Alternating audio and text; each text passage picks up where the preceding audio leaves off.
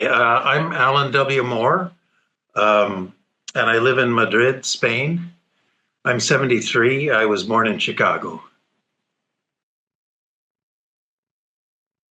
Well, I was there. I was a faculty brat, University of Chicago. My folks were teaching and working there. And when I was 10, we left for LA, Los Angeles, where my mother also had a job.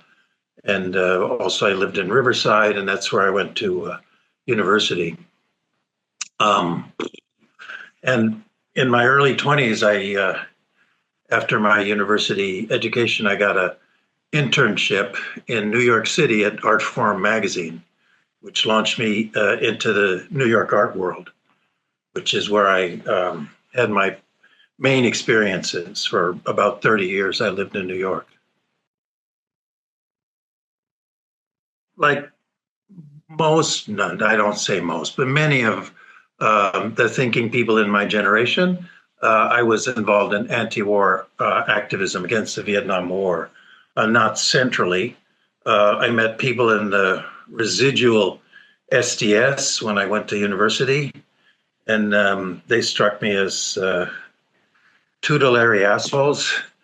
And also, you had the presence of in this small university community, Riverside.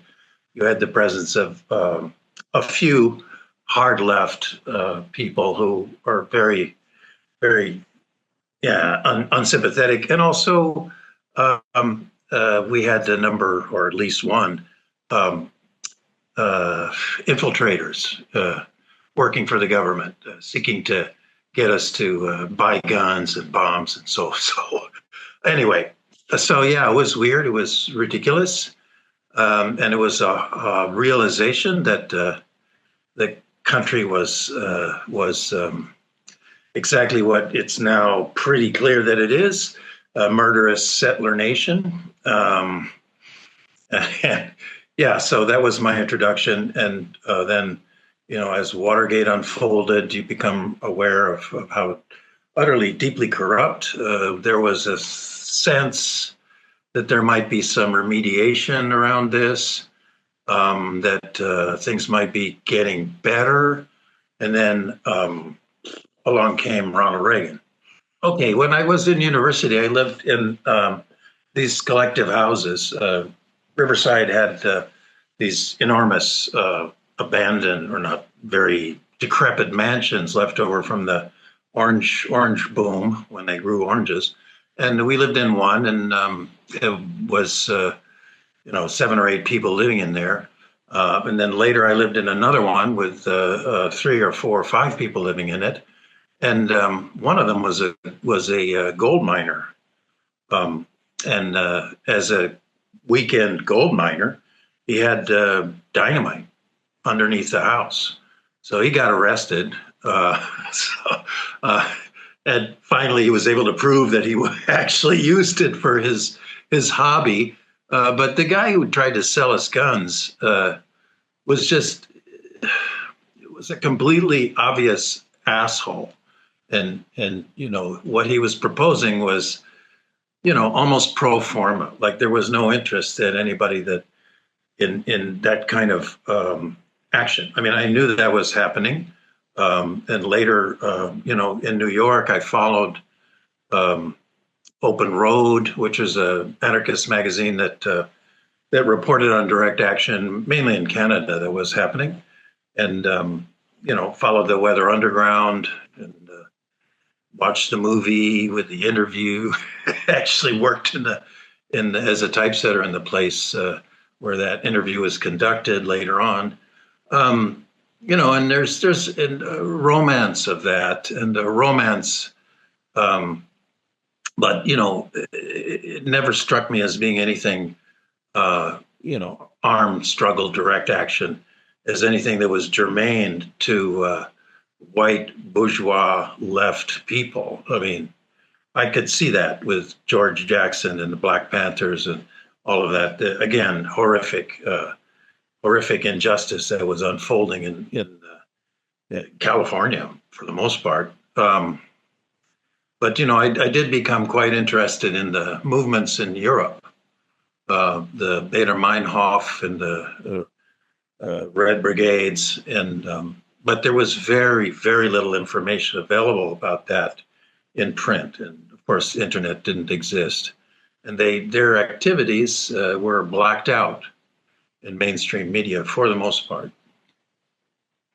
until they killed Hans Martin Schleyer, at which point the head of the German industrial organization was hard to ignore. But still, they never reported. Never was any reporting on what these people were doing and why. They were terrorists without any explanation. I wasn't really involved in political organizations in California. I was very attentive to the left developments, but the political organizations didn't attract me. When I got to New York, there was a lot of political, I would say, flavor or tinge in the art world. In the middle 70s, I arrived in 74. And, as I say, people were terrorist curious. Yvonne Rainer, who is an important dancer and filmmaker, made a film called Journeys to Berlin, where she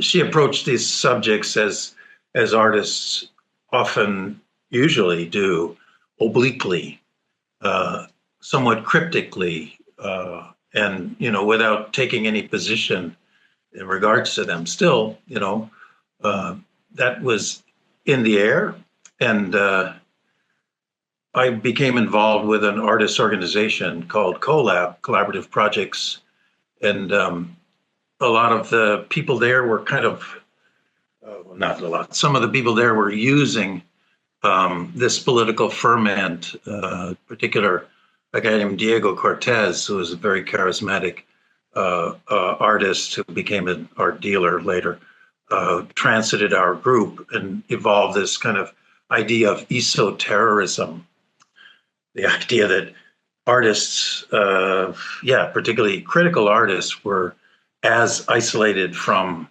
the mainstream of the art world and the mediatic sphere as the militant armed factions in Europe. Kind of ridiculous, but it was an aesthetic concept. Well, basically, I was in the humanities. I was studying art history, journalism, anthropology, urban studies. I was not studying political science. I didn't read Marx until I was in my 60s with David Harvey. But I wasn't part of any political group. I read anarchist writings, some anthologies, and I realized that this political point of view really appealed to me. And historically, artists have been really attracted to anarchist ideology and ideation. So, yeah, and the movements that I was interested in, Dada in particular, Surrealism, were anarchist-adjacent movements. So, and the drift of my interest was always with left ideas, with left formations in the creative sector. My interests led me in the direction of self-organization. I really wasn't an institutional creature. I wasn't a corporate creature. I was a person who liked to work with other people and organize creative projects together. So that led me to Collaborative Projects, an assembly-based artist organization, and it led me to organize a building occupation in 1980 that became somewhat notorious, called the Real Estate Show. And thereafter, we were given a space to use by the city in the Lower East Side called ABC. We called it ABC No Rio. And this place has continued was sort of an anarchist valence, and they're currently in construction of a new building. So that's kind of like my main moment when I found myself perforce in a political ambient. And our first few years at ABC No Rio, we did a number of very political shows, including one with the San Francisco Poster Brigade, which was RCP, but I mean, we didn't have any real idea what that was, but it was short-lived.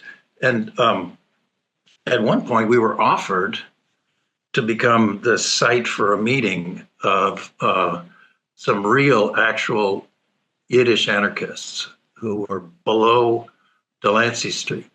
But finally, they were too old to make it into our part of the town. But then I became curious about like the actual existing anarchist movement, and a lot of it was old, right? The Libertarian Book Club, and recently a guy resurfaced, and I'm a historian, right? I'm an art historian. I should have mentioned that at the outset.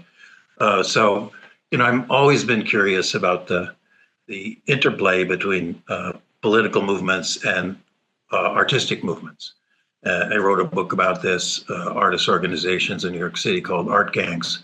And so I realized that there was, in fact, an anarchist movement in New York. Had been, knew Emma Goldman from reading, and so I have met some of these people, but not as many as I wish I had, particularly around the Stelton colony in New Jersey, and oh damn, I'm blanking on the guy's name. Paul Averidge. Paul Averidge. I never took a course with Paul Averidge, although I was in a graduate center. And I regret that. But I did go to his encounters, his meetings with the Stelton colony. He was close to those people. And I met a group of anarchists in Staten Island, and was hanging out with them. And they were involved with the global justice movement. And I witnessed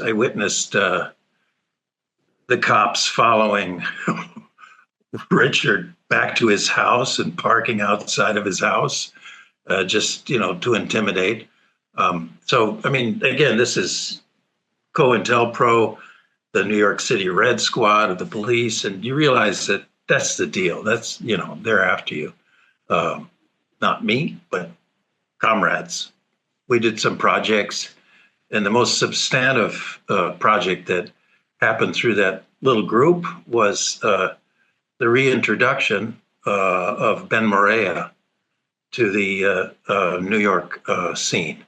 And Ben Morea was really active in the 60s, and he went underground. And after decades and decades, he resurfaced through a comrade that we knew. I was able to introduce him to politicized artist group called 16 Beaver Group. They were kind of a think tank for Occupy Wall Street. And Ben has become much larger as a presence in the radical world and the art world in New York City recently. He's connected now to the Woodbine Group in New York, which is really an interesting formation. The guy, one of the impulse people on that came out of the 16 Beaver Group. Anyway, so I kind of follow politicized artists and politicized artist groups, and I have participated in that. And, these formations are all are not ideological. And they're practical, contingent. Their organization is based in their material conditions and their creative aspirations. And that's to a great extent, to my understanding, is completely congruent with anarchism, particularly in the United States, where you don't have a basis, a labor union basis anymore for an anarchist movement. In Spain, this is totally different because in Europe, there is a labor union basis for the anarchist movement. But in the United States, that was successfully extirpated first in the 20s in the Red Scare, and then in the 50s with the Red Scare. So, I saw remnants of that in New York, but only remnants. I worked in Union Square, which in the 70s, mid 70s. This is the office where I had seen where the Weather Underground was interviewed by Emile D'Antonio. And so I worked in that office long after that happened. But Union Square was surrounded by left organizations. Now, no longer. No longer. And I also related because my mother grew up in New York City and was a young socialist in the 30s. So anyhow, so there's like a real density of history of the left in New York. I've been here about 15 years. I came and went, and finally settled here, invited by my current partner. And here I had the opportunity to get involved in again, research, because I was an academic, research in the European squatting movement. And I joined a group called the Squatting Europe Collective, and we had meetings in different European capitals and talked to squatters, talked to academics, and I got a real clear sense of the movement in decline, because the group formed pretty much 2008. I joined in 2009, and the squatting movement in Europe was in decline, although it continues, having a bit of a renaissance in Madrid these days.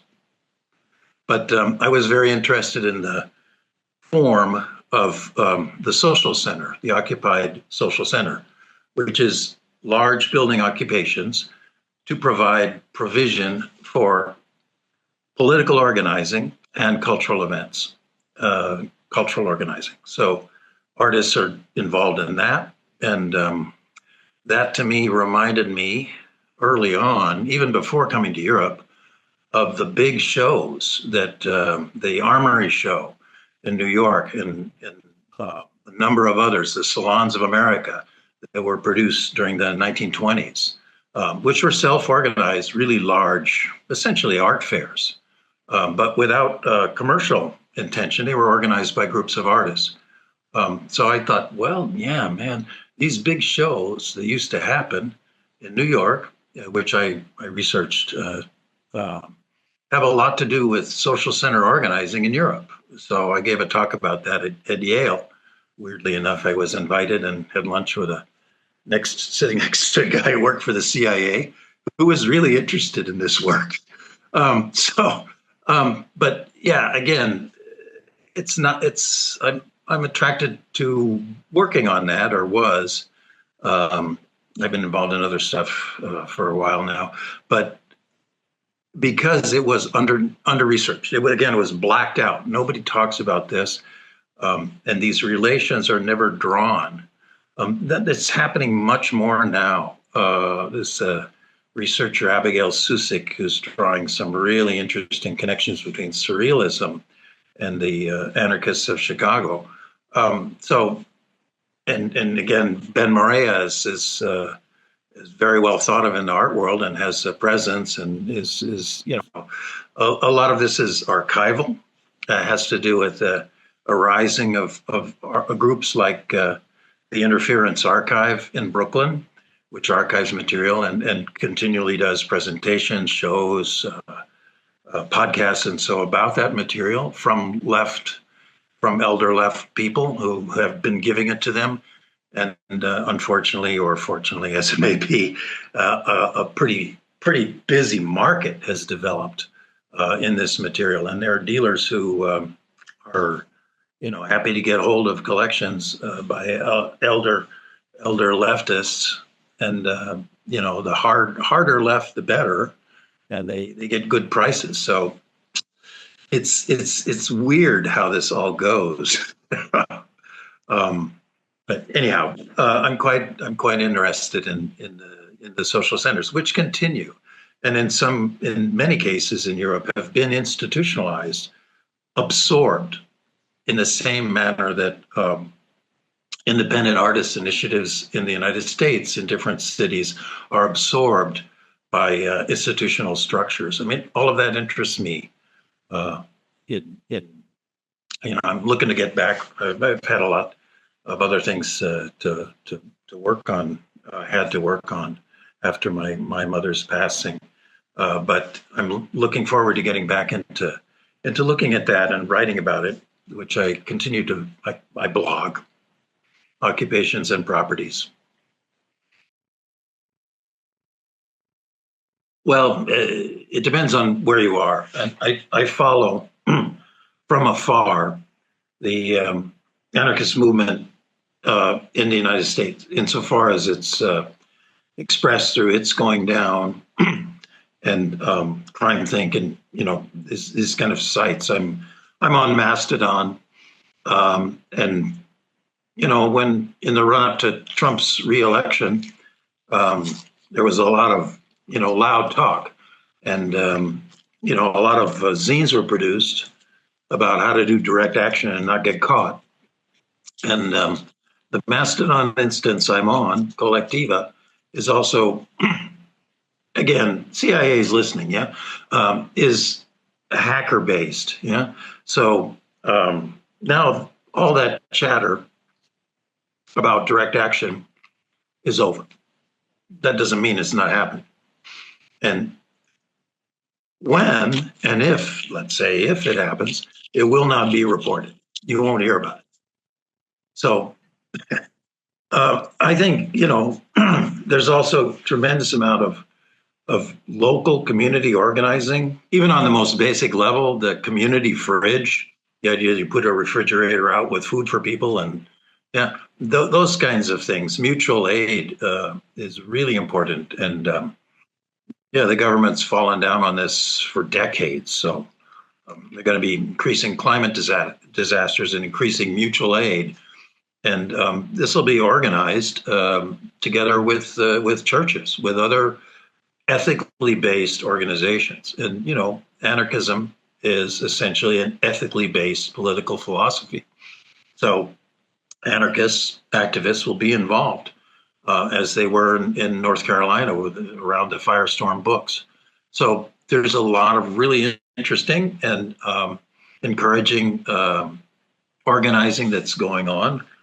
So I think what kind of effect it will have on the government, I'm not looking at that or thinking about that really. But you have now Mamdani looking to take the mayoralty, who is socialist adjacent. Another thing that's kind of really, speaking of Mamdani and his father, who was an Ugandan academic, a really important post-colonial thinker, and his own identity is mixed, not Anglo-Saxon white identity, is really, really important for anarchist thinking. Currents of post-colonial and neo-colonial thought coming from Africa and Latin America are really, really going to revivify anarchism as it's currently practiced, which has always been a challenge to get out of the white lefty bourgeois bubble.